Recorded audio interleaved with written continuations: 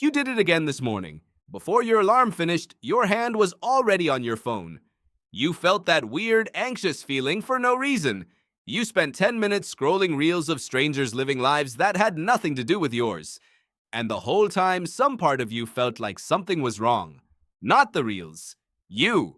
Here is why. Your brain is not a modern machine. It is a 200,000-year-old survival tool that has never been updated. It was built for a world of real predators, real starvation, and real tribal warfare. That world is gone. But the exact same software is still running right now, behind your eyes, processing your modern life like it is a battlefield. And it cannot tell the difference. The first thing you need to understand is negativity bias. Your ancestors faced a simple math problem every single day. Forget where the berries were, you go hungry. Forget where the lion was, you die. So the brain made a permanent rule. Bad information gets priority. Always. Every time. Without exception. The brain that survived was the brain that treated every threat like an emergency. You inherited that brain. This is why one bad comment under your post or one person who did not text back wrecks your entire day, even when 10 people liked it and said something nice. The 10 compliments register as safe, so they dissolve by morning. The one criticism registers as danger, so it loops on repeat for days. Researcher Roy Baumeister reviewed decades of psychological data and found the same pattern everywhere. Bad is stronger than good. Negative experiences hit harder, stick longer, and shape behavior more powerfully than positive ones of the exact same size. That is not pessimism. That is ancient math. But here is the part that explains everything weird about your phone. Your brain does not just scan for physical threats. It scans for social ones with the exact same intensity. Because for your ancestors, being rejected from the group was not embarrassing. It was a death sentence.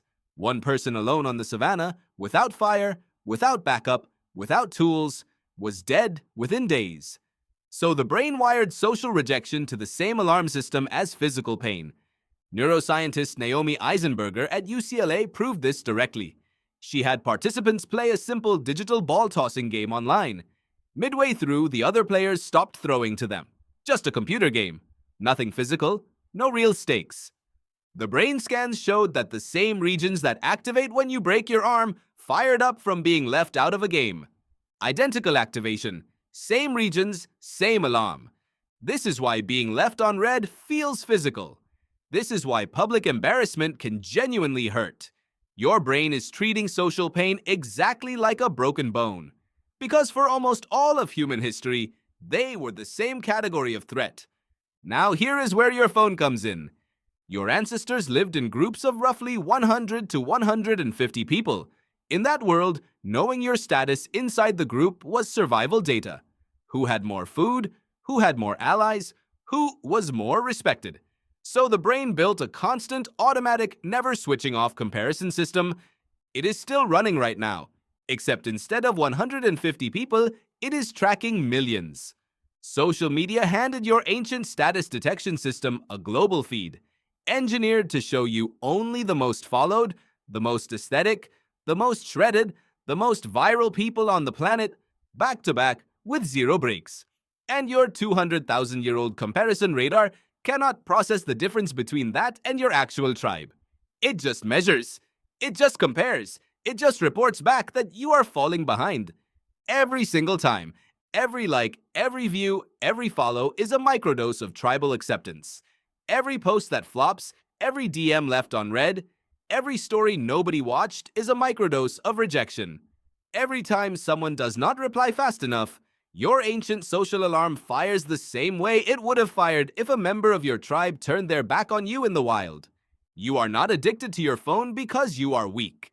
You are responding exactly the way any human brain responds when its most ancient survival systems are targeted with precision. None of this is your fault. But here is the part that actually changes things. The same brain running these ancient programs is also the most adaptable organ evolution has ever built.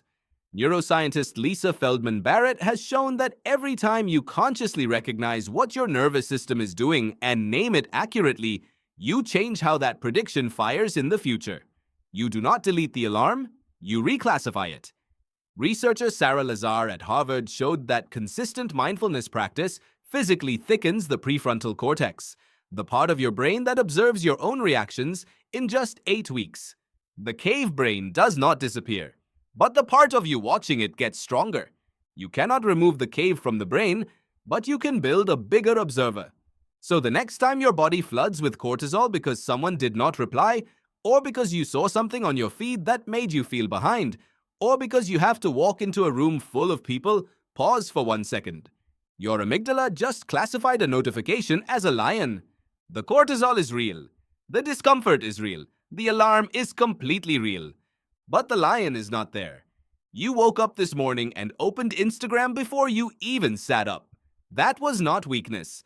That was a 200,000-year-old brain doing exactly what it was built to do, in a world it was never built for. The only difference between you and your ancestors is that now you know what it is. And the moment you know what it is, something shifts. The alarm keeps going, but for the first time, you are the one listening to it, not the other way around.